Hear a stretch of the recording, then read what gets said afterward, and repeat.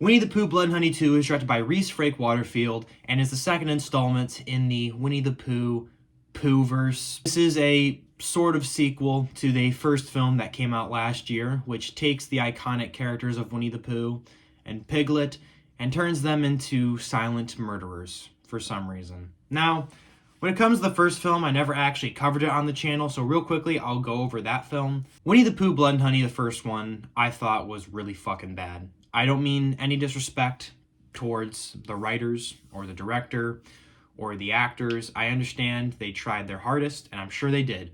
They had 8 days to shoot this movie with a couple days of reshoots later on.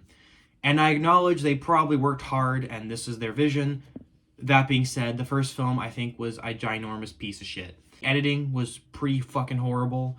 My biggest grievance with the first film was that it was way too dark as far as lighting goes. Granted, a decent chunk of the film does take place at night, but it's been proven time and time again, you can make scenes that take place at night and still be able to see. Every Halloween movie, with a couple exceptions, has scenes that take place at night, and you can still see Michael Myers. You can still see what's going on. For a while, like about a decade ago, we had an era where horror movies especially would have scenes that take place at night and make sure you wouldn't be able to see them. And I thought that era was past, but apparently it's not, because Winnie the Pooh Blood and Honey, the first one, brought that back, and it made my eyes bleed. I couldn't see a fucking thing. Even when it was in the daytime, the lighting was too fucking dim. They needed more color. I needed to actually see what was happening. The only positive I really had for the first one was that the motive for Pooh was pretty good and actually kind of fascinating. Is it particularly well told? No. Does it raise some questions? Abso-fucking-lutely. If Christopher Robin was the only person feeding these animals and these creatures, then what the fuck were they eating before they met him? How were they alive? Is there no food in the forest? Where were they getting their food? It felt like a movie that deliberately wasted my time. But anyway, let's finally talk about Winnie the Pooh Blood and Honey 2.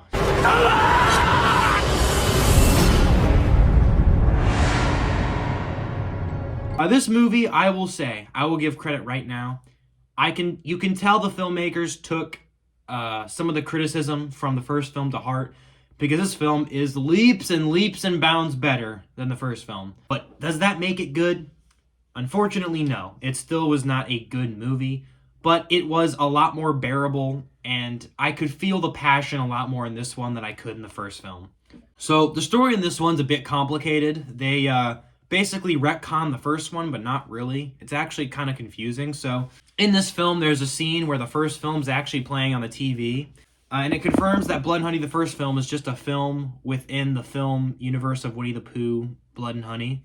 Which, okay, I understand why they made that decision, but they sort of softly retcon the first one. Everything in the first 5 minutes of Winnie the Pooh, Blood and Honey 1, that's been retconned. That's not the real reason. They never ate Eeyore, at least not as far as I can tell. That's Scott Jeffery Chambers plays Christopher Robin this time around, and he's a significant improvement. This time, he actually had emotion, and he actually had a bit of investment in his character, and he served as a really good protagonist. I liked Christopher Robin a lot in this movie. I thought his character was decently written. He's kind of nice, but also kind of shy, and I can see why they cast the dude. Apparently, this guy's like one of the big head honchos. He's one of the big organizers of these horror movies, and credit to the guy. I'm not really a fan of his idea, but he clearly has a lot of passion for it, and I respect the hell out of him for doing it. And he seems, like I said, him and the rest of his cast and crew, they seem like genuinely good people, and they seem genuinely kind and understanding. I'm glad they're able to keep making these movies, even if they don't exactly appeal to me. Although his story takes a few weird directions. There is a subplot regarding his character and Pooh that reaches comic book silliness territory. It's a subplot that feels like it came right out of X-Men, and it's so just out of nowhere, just so kind of crammed in there, and it's a subplot we really didn't need. I don't know why they wrote this subplot. I guess it was to bring the two characters in a more interesting rivalry, sort of. But man, we did not need that. It's so comic bookish, so goofy, so fucking stupid, and it was almost a bit too much for these movies. I'm not shaming the movie for being silly and goofy. I want this movie to be silly and goofy. I'm not going to spoil what it is, but it's a storyline that I understand had technical relevance, but it's one that they didn't need to write the way they did. This whole story comes out in this 3 to 4 minute exposition dump from this random dude who's in some of the trailers. It's like, it's such a long scene, and it's a scene that's trying to get me to sympathize with this guy who you find out is actually a complete piece of shit. It's a subplot that could have been cut, and I feel like the film would have been better off for it. To give some credit where credit is due, though, Pooh, Piglet, Tigger, and Owl in this movie actually do have personalities, and I will commend the film for that. They all have very distinct roles. Owl is the Thanos of this horror dark universe ripoff. Piglet is just a generic henchman. Pooh is the brute who's getting obviously manipulated and isn't this smart, but he's the brutish asshole who gets sent to kill everyone. And then Tigger is the unhinged murderer. And Tigger I actually did not like in this movie. I know a lot of people have so far, but I fucking hated him. Tigger, his personality is very clearly a direct homage or a direct reference to Freddy Krueger. The first line I heard from him was pretty funny, but then they keep going and going and going, and it's almost like they didn't know when to stop. Almost every line he has, I'm pretty sure ended with the word bitch. Like I said, directly homaging Freddy's famous thing of calling everyone bitch. You better watch where you go, bitch. The prime time, bitch. The first time, like I said, it was actually kind of funny. But then they kept going and going and going, and I wanted to peel my ears off because holy fuck, it was annoying. A lot of the kills, they felt kind of samey to me, with the exception of Pooh's. Tigger and Owl, they kind of kill people the same way. Tigger, he's very generic. He just kind of claws them to death, and then they die. There's never anything new, like him eating someone's face or something more distinct. The only character with a variety of interesting kills was really Pooh. And granted, he's the one that kills the most, so I guess that's a good thing. But Owl and Tigger, they kind of just claw people's faces and then they die. Owl was okay. I think a lot of people are going to like him. His personality to me felt like a very generic puppet master bad guy. However, we encounter the same problem as in the first film. Granted, here it's not nearly as egregious, but these films, for some reason, have an obsession with being so fucking dark as far as lighting goes. And I don't know why. They just are, and it feels unnecessary. Like I said before, you can make movies with scenes that take place at night and still be able to see the characters. These movies don't understand how to do that yet, and it's something I don't understand. I don't understand why this keeps happening, but there's so many scenes in this movie that take place at night to where I couldn't fucking see. Now, granted, there's a few things that I attribute to that, because this movie's two biggest Achilles heels are the fucking lighting and the fucking editing. I don't know who edited these two movies, but this one, as far as editing goes, was actually a lot worse than the first movie, in my opinion. The first film, granted, I only saw it once, and I don't really remember a lot of it. I remember the editing being bad, but not that bad. Here, the editing is a lot choppier with some of the kills, and it's so choppy and it's so dark that for a decent number of the kills, I couldn't fucking see. And keep in mind, a lot of the kills take place in a forest. When you're constantly cutting, getting way too close to someone's arm or way too close to someone's face, or just in general getting way too close to the characters, and it's also too dark, and you keep doing it, it creates for a problem, and it takes me out of the movie, personally. Here's a good example of what I'm talking about. There is a scene where Pooh is at someone's house getting ready to kill a family. The woman in the family, she's doing dishes in the kitchen, and her husband is in the other room reading a book to their kid, and the lamp is on. But in the other room, in the kitchen where she's doing dishes, it's completely dark. She doesn't have a single light on.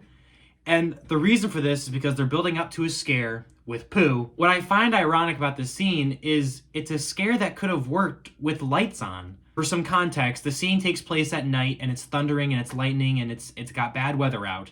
And so the scare is that Pooh isn't there 1 second, and then the lightning strikes and he's there. And it's a scare that would have still worked if she just had the fucking lights on. Now, do I think it's a problem that the lights weren't on in theory? It's not a problem to have scenes take place in the dark, but at least let it make sense. Who the fuck does dishes with the lights turned off? When it comes to editing, it's way too choppy with some of the kills to the point where I can't see anything. And it also cuts certain scenes together really weirdly. So an example of that is there's a scene where Pooh is confronted by a kid, or he confronts a kid. Now at this point in the movie, it's not clear whether or not he's okay with killing kids. So it's a suspenseful scene in theory. He encounters this kid, and all you see is you see his face, you see him look at the kid, and then it cuts, which in theory is a really good idea. I actually don't mind that. But what it cuts to is the next scene with Pooh. It cuts to him in a completely different room. There's no scene change. It's just, you see him, you see the kid, you see him again, and then it cuts to him in a different room. When it comes to cutting a movie together, whenever you're invoking a scene change, it's really weird, and you have to do it just right if you're doing a change like this. Usually whenever you cut from, let's say, two characters talking, you cut to a scene in a different place with other characters. That's how cutting movies together works. And in this case, it was just bizarre, and it took me out of it. It cuts from Poe looking at the kid, making you question whether or not he's going to kill her, and then it cuts to him in a different room looking at pictures of the family. And you don't see the kid again, and you don't find out what happened to the kid until the last, 10 minutes of the movie.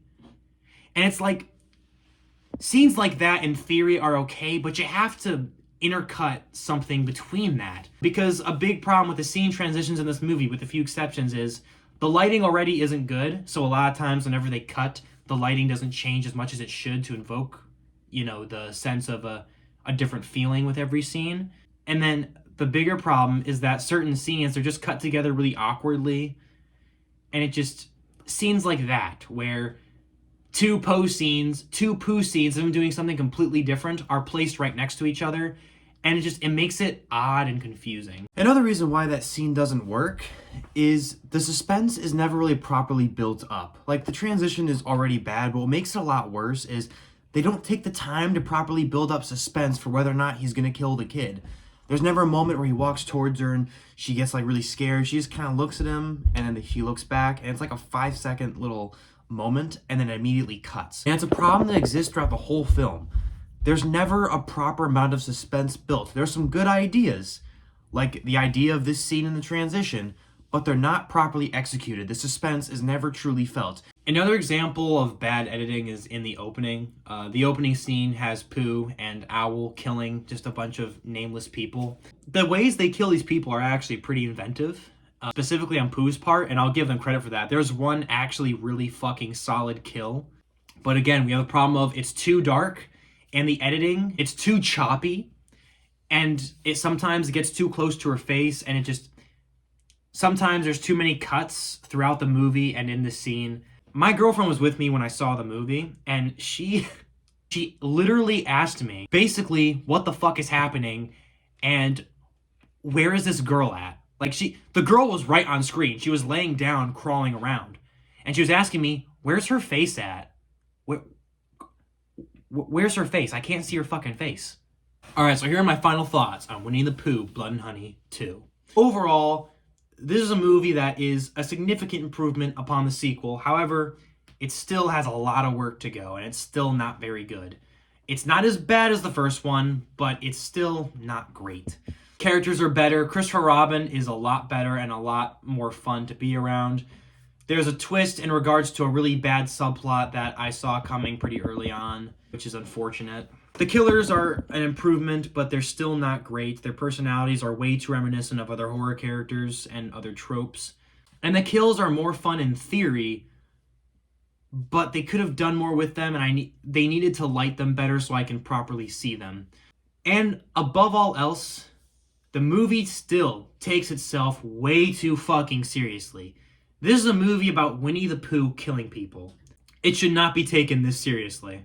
I'm not expecting or needing a groundbreaking horror movie. Like I said, I like Christopher Robin, but the subplot in regards to Pooh and his actual motivation and how he came to be is so fucking stupid. It's so goofy, but the movie takes it so fucking seriously, and it expects you to be on the edge of your seat as you hear this revelation that you probably predicted 2 minutes into the movie. And it's unfortunate, because you could have a lot more fun with this concept. Here's a quick example of something that this film could have done more of. There's a scene in the third act of the film where Pooh, I shit you not, takes a fucking bear trap, has a chain around it, whips it around someone's neck, yanks their head off, hurls it toward him, and then hits it with a fucking baseball bat. And the head fucking blows up as he hits it with the baseball bat. That's what I needed more of, because that's fucking cinema. That's fucking funny, it's silly, and it's also fun. That's what this movie needs more of. Fun. Have some fucking fun. Granted, a good amount of the kills were fun, but this kill was the one that you could see the easiest. He actually, again, it's a wide shot where he hurls the neck towards himself and just hits it with a baseball bat. That's fucking awesome.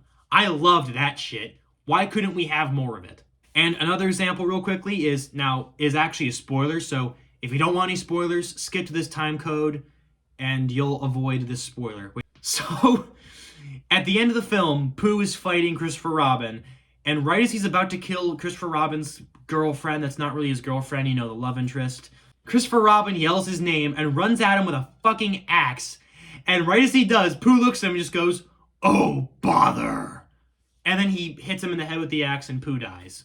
That actually was really fucking funny. It made me laugh. Like, that was actually cool. I didn't think they would actually give him the iconic line of "oh, bother," but they did, and I appreciated it, especially in that context. And ultimately, the film's Achilles' heel was really the editing and how fucking choppy it was at times and how many cuts there were in certain scenes. The lighting combined with the really shitty editing made a lot of the scenes feel kind of trashy.